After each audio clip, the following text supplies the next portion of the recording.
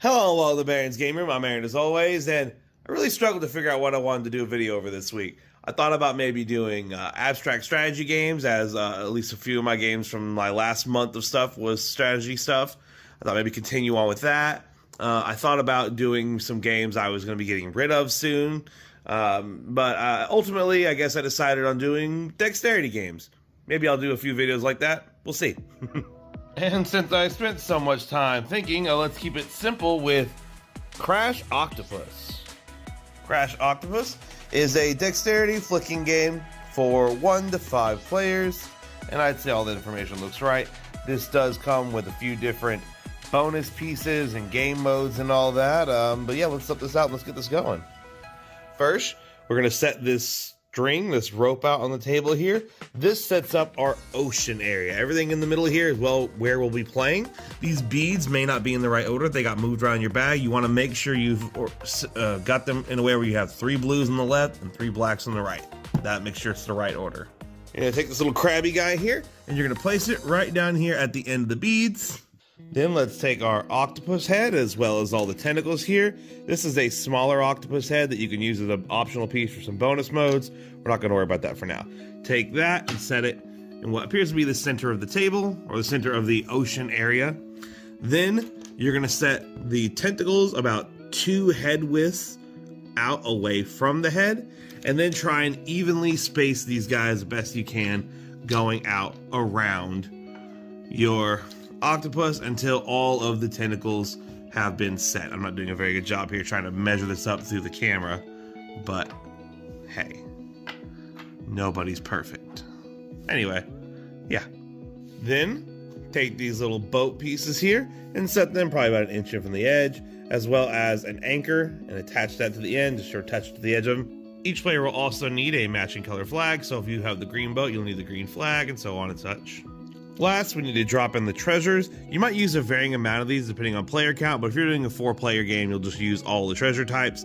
There are some other bonus treasure types that come in the game as well, like bottles and rosettes or something like that, which aren't meant to be added to it. You would replace, like if for some reason you didn't want to use the wood planks here or whatever those are. Those are gold. I think those are treasure bar gold bars. You could replace them with the bottles instead. They're just different shapes to flick around the game. Anyway, take these, shake them around your hand, and then what you're gonna do is you're gonna drop them, I think it says about 3 inches above the table, onto the octopus head here. Anything that leaves the arena, go ahead and just drop it back out. Hey, quit being a jerk. There we go, that stayed in. And that should distribute your treasures around the board for you to start flicking. Oh, found one more that missed. Boom. All right. So the goal of this game is pretty simple. It's a dexterity flicking game. What you're trying to do is trying to be the first player to get all 5 treasure types, or fewer if you're playing a game that uses fewer treasure types, stacked and balanced onto your ship, or simply have the most treasures on your ship when the game ends. On your turn, you have 2 options. You can either flick or navigate. Or I guess it's flick a treasure or navigate, because you're flicking either way. To navigate, what you're going to do is you're going to take your little flag here, and you're going to flick your anchor. All right? Papa. Then, wherever it lands, you can pick up your boat, or slide, whoever's safest, and place it anywhere adjacent to the anchor. As long as it's touching the anchor or whatever, it's fine. That counts as being adjacent, and that is a fine place to stop. That's how you navigate, that's how you move. When you do this, if you've already collected any treasures and they're stacked on top of your boat, you can rearrange them at this time if you want. The other option is to flick a treasure. That was gonna be pretty obvious. All these weird little shapes around here that aren't, you know, boats, anchors, and octopus stuff are the treasures. You can flick those, and what you're trying to do is you're trying to touch your boat with that treasure. However, there are a few rules for that. First off, the anchor does not count as your boat, so if you flick something and it touches your anchor, that does not count. It has to touch the actual, you know, white boat bit here. Secondly, you are not allowed to flick the closest treasure to you. So right now it's very obvious that this gold bar here is the closest treasure to the green player. So on the green player's turn, they can flick anything else except for that one. So second closest is fine. I could flick this yellow one right here as it's probably the second closest, or maybe this treasure chest over here. I think we're gonna try with this one. Guys, bear with me, I'm trying left-handed on this. If you miss, nothing happens. It's just your turn ends. However, let's say I successfully, there we go. I successfully flick a treasure into my boat. I pick it up and I can place it and stack it anywhere on the boat I want. My choice. This is also a time where you could restack any previously collected treasures as well. Let's say, for example, I already had a gold bar that was currently sitting kind of wonky because it gotten bumped around or something like that. I could choose to re-straighten it up or restack however I want. And one last rule about flicking treasures is you can't flick something you've already collected. So now that I've already collected this brown treasure one, I couldn't again later flick another like brown treasure chest into my ship because I've already collected one. Oh, but the turn's not quite over. When you navigate, you flick, you move, you're done. When you go for treasures, if you miss, turn's over. But if you successfully collect the treasure, we have a little bit more to go. Anytime a player successfully collects a treasure, you're going to take our little crabby boy here and you're going to make him hop over whatever the next bead is. If it's a blue bead, then nothing happens. The turn's over. But obviously, you'll eventually get to the black beads. So someone collects a treasure. The crab has now hopped over a black bead. That triggers an octopus attack. Starting with the next player in turn order, each player is going to drop this little die here on top of the octopus head in the center of the table and see what chaos it causes. Let's go over it. So let's just say the green player is the one that collected the treasure, and the next player in turn order is the blue player. The blue player is going to take this die. They're going to hold it a little bit above the head. They can feel free to try and aim it all they want and drop and let go. Now, whoop, that got kind of caught in the edge a little bit. If the die ends up hitting another player's boat and knocking some of the treasure off, great. That's kind of what you're aiming to do here. Probably not to yourself, but to other players. If anything gets hit and knocked off a boat, then sorry, you lost that treasure. Oh, by the way, same thing happens when you're flicking normally. If in the attempt to flick a treasure, you knock something off your boat, tough luck. But if you successfully knock it off, then great. That was a successful hit. The next player will take the die and repeat the process until all players have dropped this die.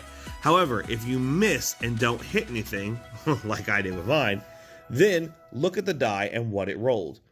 If the die has a black facing up on it, then you can move any tentacle you want over to being adjacent to this die. So I could take this one right here if I wanted and place it over here. Whoops, with my ocean. As long as it's adjacent to the die. If you do that and it lands on, oh dang, I was really hoping it just landed on a head, pink. If it lands on the pink dot and you didn't hit anything, then you move the octopus head over adjacent to the die. Again, remember that every player gets to drop the die, starting with the player to the, well, not the left, player, whichever direction you're going. You can play either direction you want. But whichever direction you're going, the next player in turn order gets to drop the die first, and then going around to whoever, successfully grabbed the treasure. And to be clear, it's only after you do an octopus attack that you can then check for a winner. So, if after an octopus attack, there's still one player that has all 5 treasure types, or again, fewer if you're playing with fewer, on their ship, then they win the game. Or if it's the end of the game, meaning you've gone through the entire stack of beads, words are hard, stack of beads. Yeah, if you've officially moved it all the way to the end, like this, then it's simply whoever has the most treasures left on their boat wins the game. I would love to continue this video right now, but someone has decided they want to play. Cat, no! Well, my cat is terrorizing my board game over here. I'll talk about some of the bonus pieces real quick, and then we'll close out the video. I already mentioned the second octopus head. You can add this to the game, and it really doesn't change much except for it gives you a separate target to aim for whenever you're doing things like the ink attack there, where you're dropping the die. You could choose to drop it off of the big head, or you could choose to drop it off of the little head. Either way, it's just another obstacle for the octopus to have on the table to bounce stuff around and try and hit players with. There's also the thing called the Nameless Island. This is an interesting little one. All it really does is it draws in nearby treasures to it that you can collect by navigating your ship into it. So basically, if I flick my anchor and it bounces off the island, then I collect whatever treasure happens to have been drawn to that island and take it and put it on my boat. and then it will draw in the next closest item to it. I already briefly mentioned the other treasure types, the bottles, and I think the rosettes or something like that they're called. These are simply replacement pieces. If you didn't want to play with, say, just the brown bars and the gold bars, you can replace one or both of those or anything. You can replace any other treasure you want with these instead, like remove all of the goblets, I believe they're called, and replace them with bottles, or remove all the captains and replace them with rosettes, however you want to do it. You may have also noticed that I said this was a 1 to 5 player game, and I've only talked about being 4 players. That's because there's also the Pink Pirate. The Pink Pirate is actually a bad player character working with the octopus. Their whole thing is that they flick their cannonball here around, and what they're trying to do is they're trying to actually flick it and bounce off the octopus heads. If they successfully bounce off an octopus head like so, first off, it's like a navigate, that's how they move around. But secondly, yeah, if you successfully bounce off an octopus head, then you get to do a quick extra ink attack, octopus attack. So whenever the Pink Pirate bounces off of it, it's not every player drops it, like whenever the crab moves. It's just the Pink Pirate character goes ahead and gets to go, boom, and drop a die, and then either move the pieces or hit people, you know, the normal rules to it. Honestly, it's kind of hard for me to hate on a decently made dexterity game, and that's exactly what we have here. A decently made dexterity game. If I had to come up with some negatives for it, the fact that it doesn't have a board, that it's just like that string you put out, is a bit of a problem because, of course, you're affected by anything on the playing surface. So, like the table I have it set up on, there's little grooves where the leaflets attach in, and that means that groove is obviously going to affect the gameplay. It's not a smooth board to play on. Also, it is kind of a big playing area you need to do for it, so you do require a sort of decent sized playing area to play the game. But other than that, I guess I don't really have any problems with it. You know, the pieces look good and all that. It's a fun little flick and kind of balancey game at the same time. Yeah, and like I said, I have a hard time hating on a well-made dexterity game. And I don't have any that are like very similar to this one, close enough for me to say that it's already, niche is already filled. So I like it and I keep it around. My cat wouldn't stop messing with stuff, so I just kind of had to pile it up and cover it for a sec. Anyway, yeah. So Crash Octopus, it's fair and approved, guys.